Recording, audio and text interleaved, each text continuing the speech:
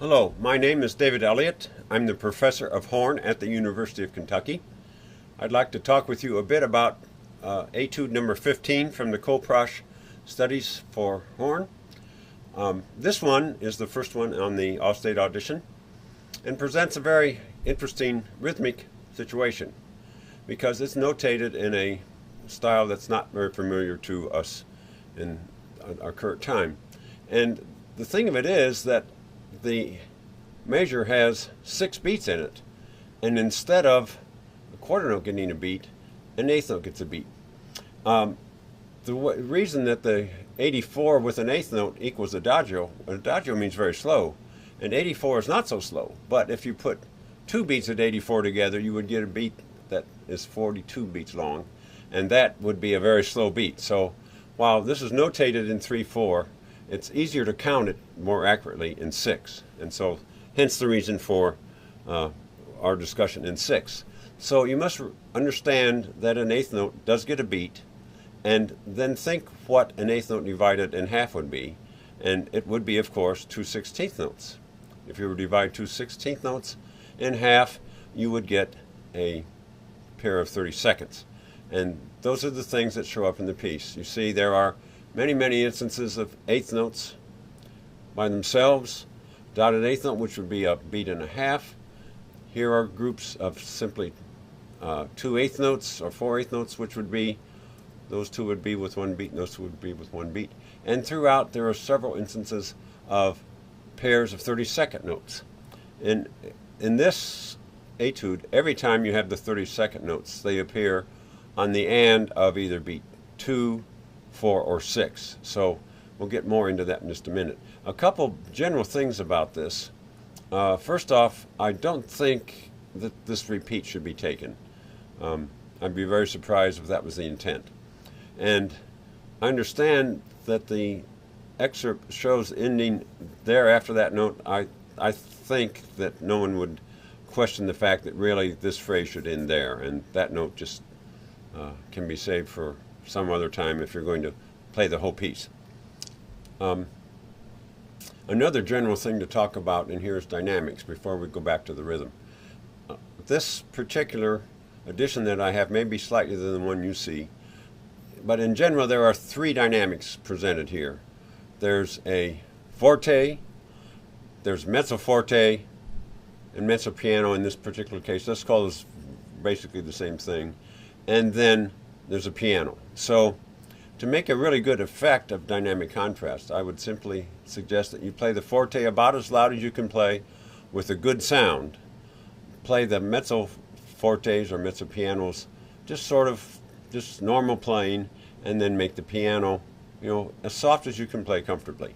You don't have to be super soft to get a contrast, but if you make your loud enough and the mezzo forte loud enough, then you can still have a comfortable piano rather than having to be really uptight about the piano.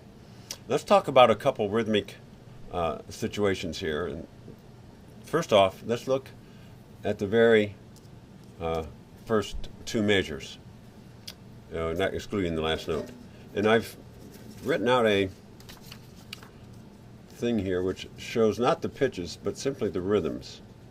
So let's take a look at this with a little bit of care. And you notice that there are going to be 6 beats in the measure, and it would start on the last one of that, so it would start on 6.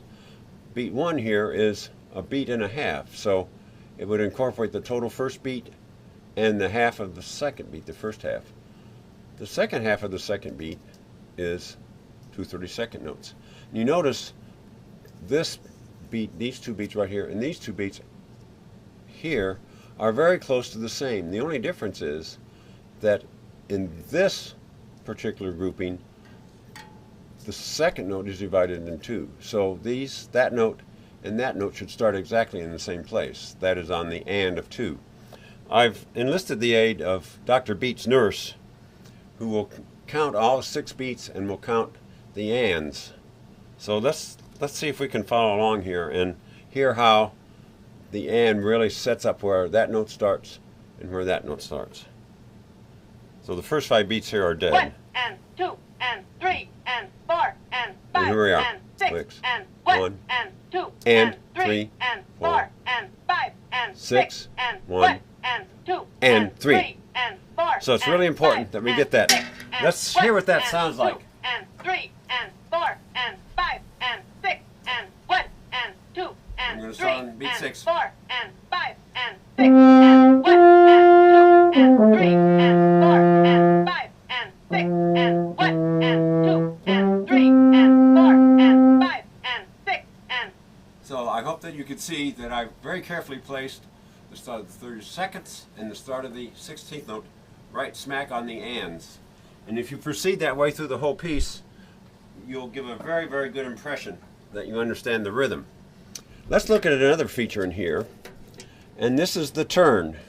Now a turn is an ornament, and the word ornament itself is intended for something that would make something look pretty. Earrings or lipstick or something, or nice wristbands, or even tattoos. The idea is not to be an athletic event, but be something graceful. So keep that in mind when you do this, even though the turn itself turns out rather quickly. The turn, you notice, incorporates 2 beats, 1 and 2. And the notes that are played, and it does give you the example of how to execute it.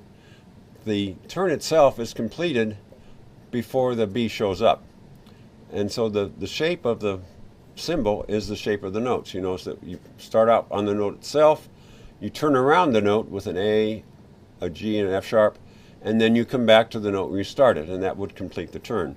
The best way to count that, I think, is you want on the end of the first beat to have 3 notes, and then on beat 2 you have 2 notes. So you could count very easily 1, triplet, 2, and. Now I know triplet is really only a 2-syllable word, triplet, but we'll make it 3 syllables to make this work. So 1, triplet, 2, and then the 3 would come on that note. So this measure would be 1, triplet, 2, and 3, and 4, and 5, 6, 1, 2, and 3.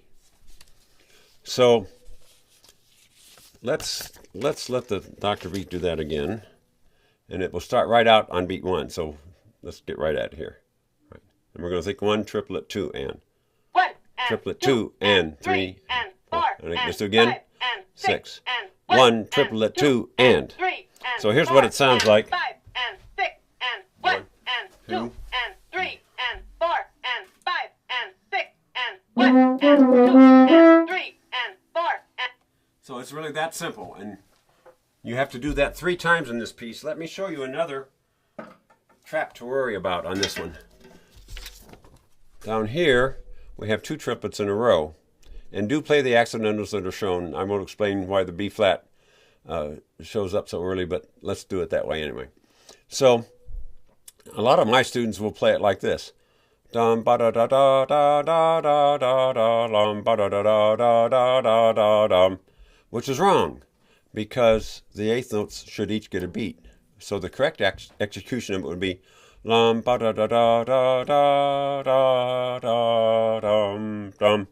So don't be one of the many that audition that make that mistake, and that will put you in very good shape with the judge. Remember, overall, this is meant to be a song. This is really not an exercise, and make it as musical as you can, even though you have some of these complex rhythmic things. And I wish you well on this wonderful excerpt.